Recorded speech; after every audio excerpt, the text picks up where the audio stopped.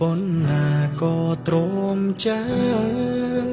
ចាំមនុស្សដែលមិនស្រឡាញ់ទោះគេមិនដឹងថាខ្ញុំកំពុងរងចាំក៏ដោ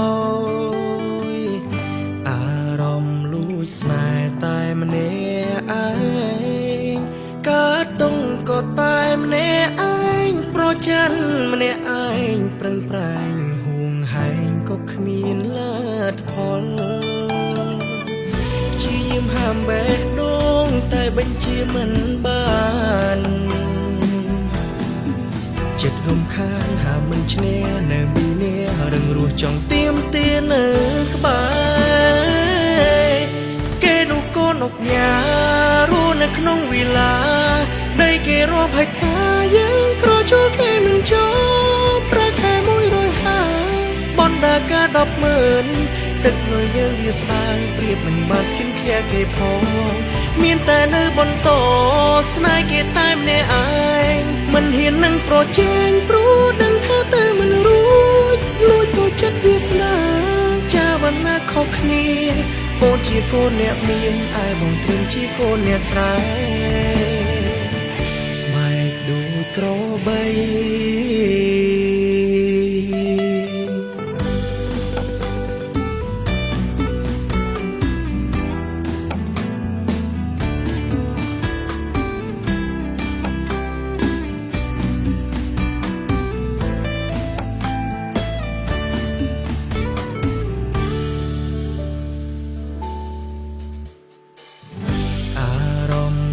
ស្នេហ៍តែម្នាក់ឯ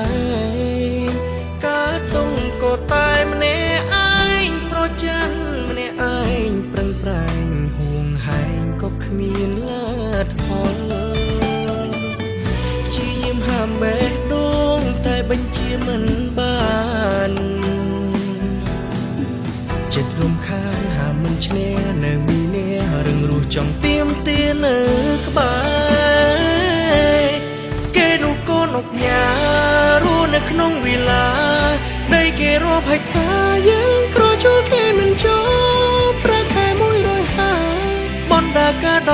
100000ទឹកលុយយើងវាស្ដាងប្រៀបមិនបានស្គិនខែគេផងមានតែនៅបន្តស្នេហ៍គេតែម្នាក់ឯងមិនហ៊ាននឹងប្រជែងព្រោះដឹងថាទៅមិនរួចលួចទៅចិត្តវាស្នាចាវណ្ណាខុសគ្នាអូនជាកូនអ្នកមានឯបងត្រឹមជាកូនអ្នកស្រែគេនោះកូនអុកញ៉ារស់នៅក្នុងវិឡាដីគេរាប់ហិកតាយើងក្រជួលគេមិនចប់ប្រាខែ150បណ្ដាការ